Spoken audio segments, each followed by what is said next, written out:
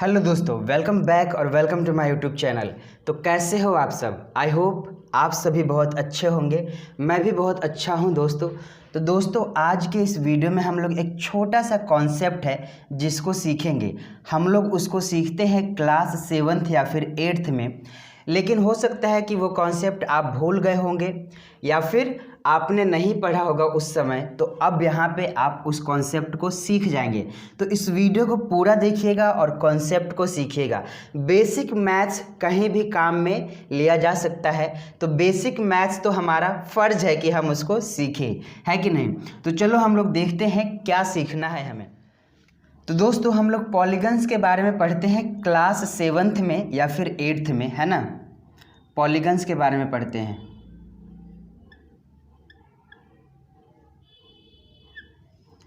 अब ये पॉलीगन्स होता क्या है मेरे दोस्तों? तो पॉलीगन्स क्या होते हैं?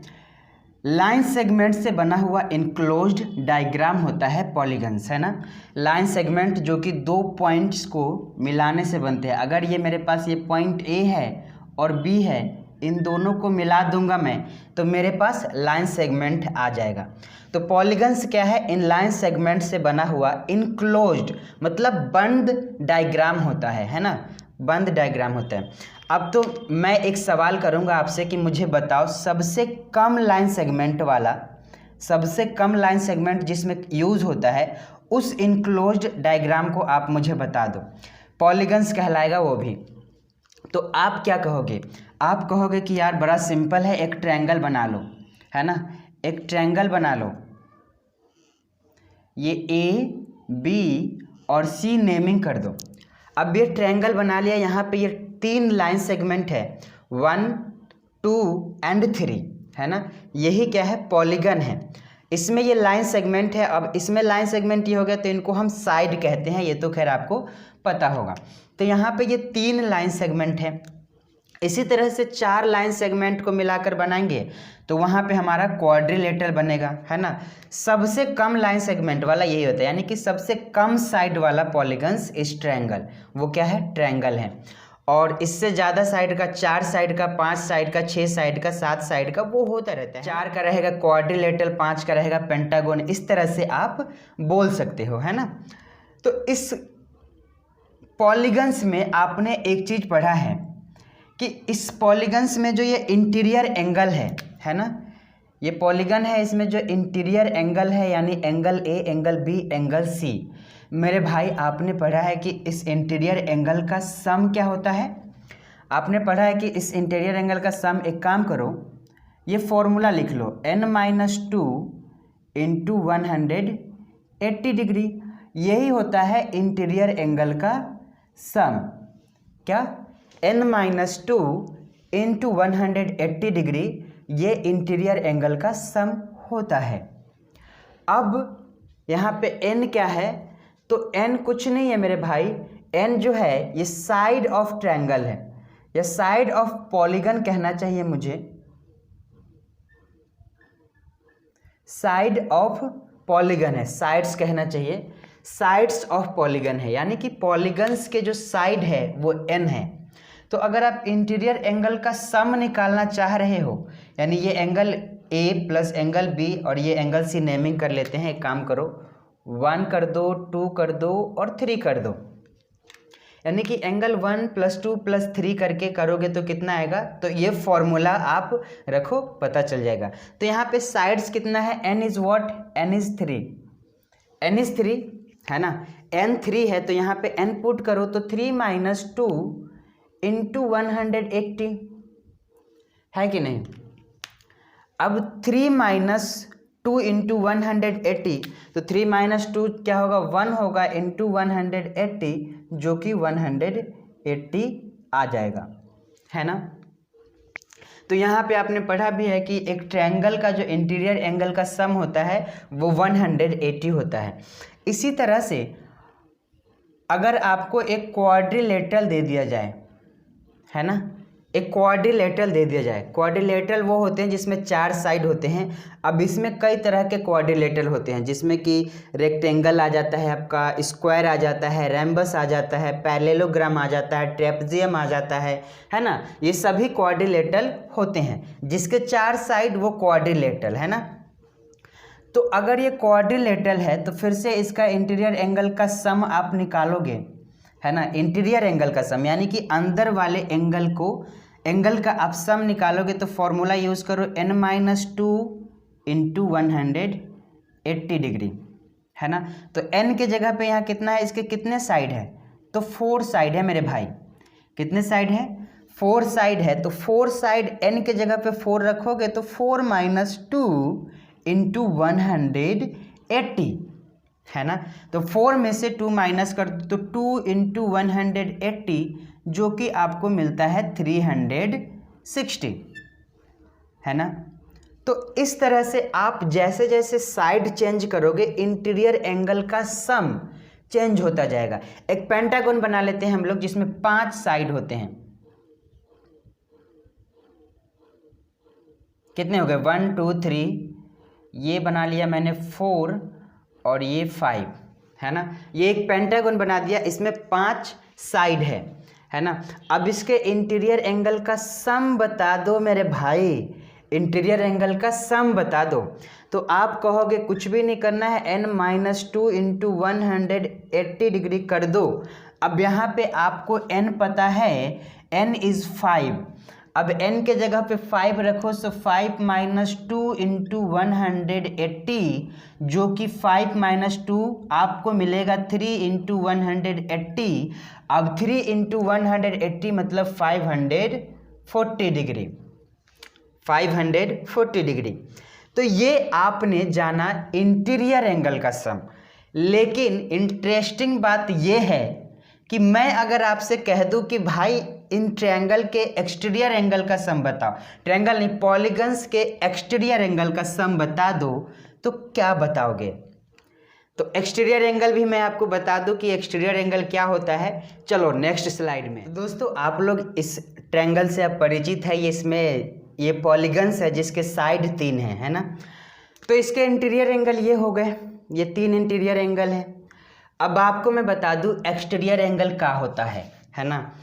तो आप इनमें से किसी भी साइड को एक्सटेंड करते हो, है ना। लेट्स सपोज मैं BC को एक्सटेंड कर लेता हूँ टिल D। ये BC को एक्सटेंड कर लिया टिल D, तो यहाँ पे ये वाला जो एंगल आया ये क्या है, एक्सटीरियर एंगल है। इसी तरह से अगर मैं इसको भी एक्सटेंड कर देता हूँ इधर, तो यहाँ जो ये एंगल आएगा ये भी एक्सटीरियर एंगल कहलाएगा। और इसी तरह से मैं इसको एक्सटेंड करता हूँ कुछ यूँ, है ना। अगर मैं एक्सटेंड कर देता हूँ तो ये जो एंगल है ये भी एक्सटीरियर एंगल है। तो मेरा सवाल आपसे ये है कि इस कंडीशन में एक्सटीरियर एंगल का सम कितना होगा। इस कंडीशन में एक्सटीरियर एंगल का सम कितना होगा। नेमिंग कर लेते हैं हम लोग। ये एंगल 1 है, एंगल 2 है, एंगल 3 है। और जो एक्सटीरियर एंगल है मैं नेमिंग कर देता हूँ। चलो 4 कर दिया, 5 और 6 कर दिया, है ना। अब मेरा सवाल क्या है कि angle 4 plus angle 5 plus angle 6 will be what. Exterior angle का सम कितना होता है। तो दोस्तों मैं आपको बता दूं एक्सटीरियर एंगल का सम, यहाँ ट्रायंगल है, कितना मिलेगा आपको, angle 4 plus angle 5 plus angle 6 मिल जाएगा आपको 360 डिग्री।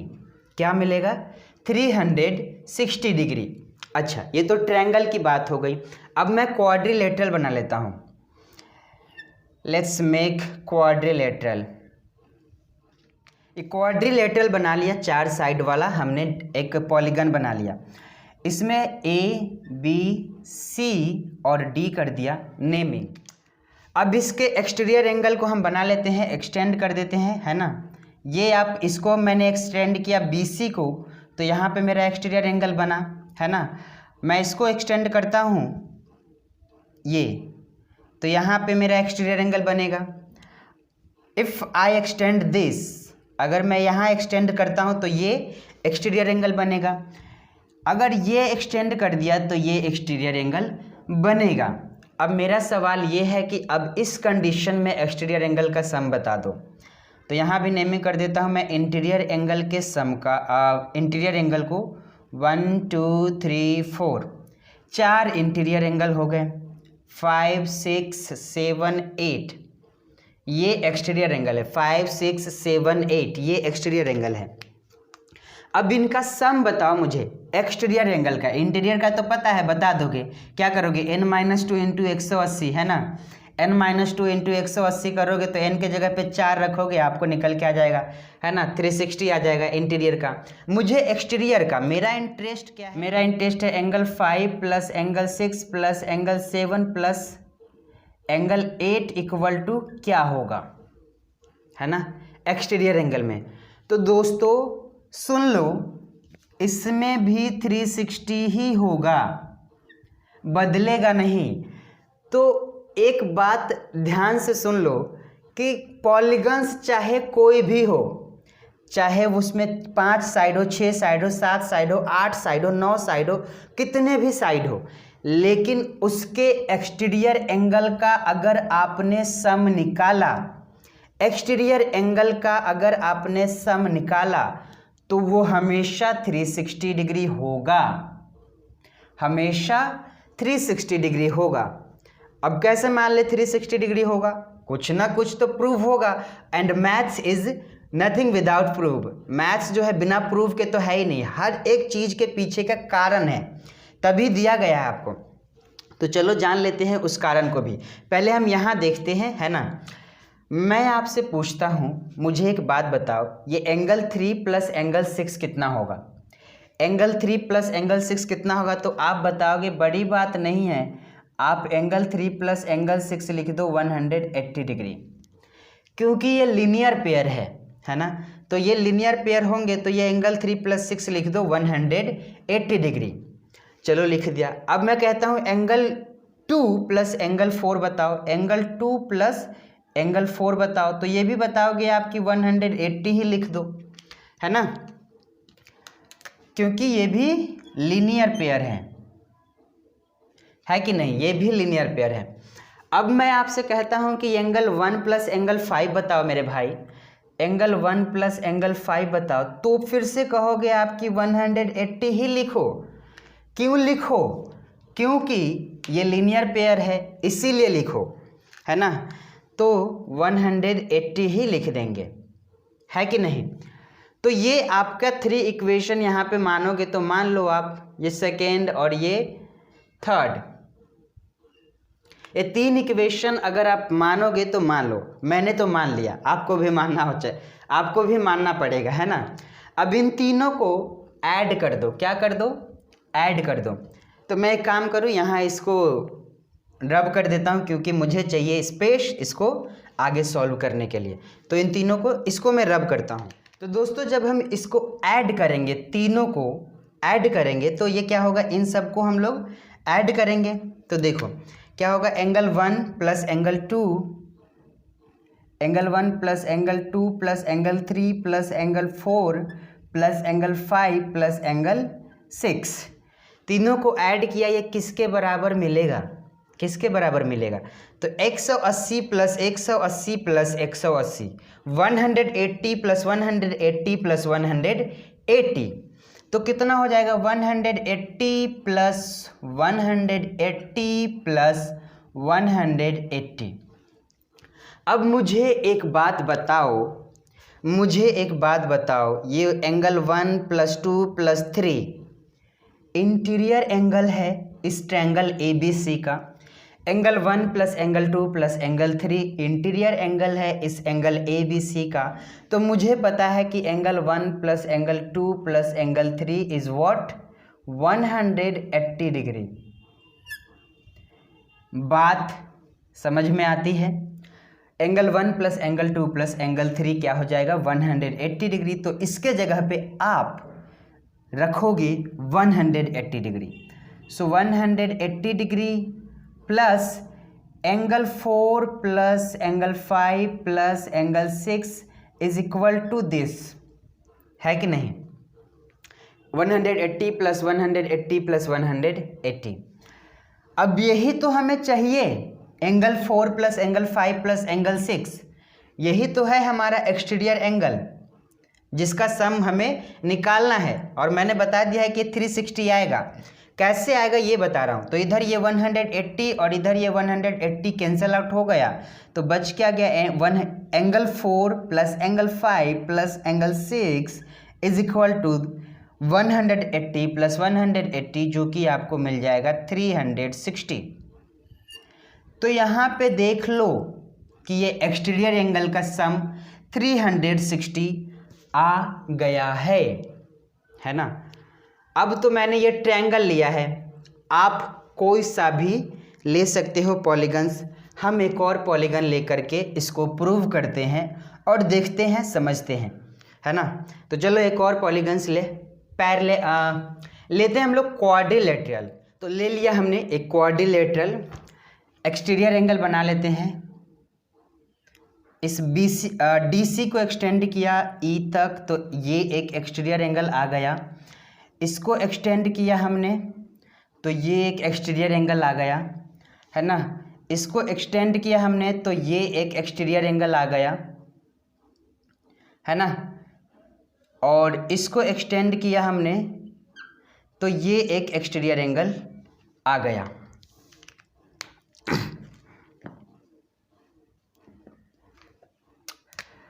तो ये सभी इंटीरियर एंगल है, ये सभी इंटीरियर एंगल है। सो नेमिंग कर लो इंटीरियर का, एंगल 1 प्लस 2 प्लस एंगल 1 2 3 और ये 4, है ना। और इसको हम नेमिंग कर देते हैं। चलो ये 5 हो गया, ये 6 हो गया, ये 7 हो गया और ये 8 हो गया। अब मुझे क्या करना है, एंगल 5 6 7 और 8, इन तीनों चारों का सम क्या होगा ये प्रूव करना है। बता तो दिया है 360 होगा, कैसे होगा ये प्रूव करना है। तो angle 5 plus angle 6 plus angle 7 plus angle 8 is equal to 360 degree. But हमें ये चीज़ को प्रूव करना है। क्या करना है, प्रूव करना है। तो चलो प्रूव करते हैं। मैं बोलता हूँ, आप मुझे बताओ एंगल 1 प्लस एंगल 6 क्या होगा। तो बड़ा ही सिंपल है, angle 1 plus angle 6 is equal to 180 degree linear pair. Angle 2 plus angle 7 कितना होगा, एंगल 2 प्लस एंगल 7 हो जाएगा, बड़ा ही simple 180 degree linear pair. Angle 3 plus angle 8 कितना होगा, angle 3 plus angle 8 will be equal to 180 degree linear pair. अब angle 4 plus angle 5 कितना होगा, एंगल 4 प्लस एंगल 5 हो जाएगा 180 डिग्री लीनियर पेयर। अब इन चारों को फर्स्ट, सेकंड, थर्ड और ये फोर्थ, चारों को ऐड कर दो, चारों को ऐड कर दो। तो ऐड करोगे तो क्या मिलेगा, angle 1 plus angle 2 plus angle 3 plus angle 4 plus angle 5 plus angle 6 plus angle 7 plus angle 8 is equal to 180 plus 180 plus 180 plus 180, 180 plus 180 plus 180 plus 180। अब मुझे पता है कि ये जो angle 1 plus angle 2 plus angle 3 plus angle 4 है, angle 1 plus angle 2 plus angle 3 plus angle 4 है, ये 360 डिग्री के बराबर है। इंटीरियर एंगल है ना। इंटीरियर एंगल में ये 360 डिग्री के बराबर है। सो 360 डिग्री प्लस एंगल 5,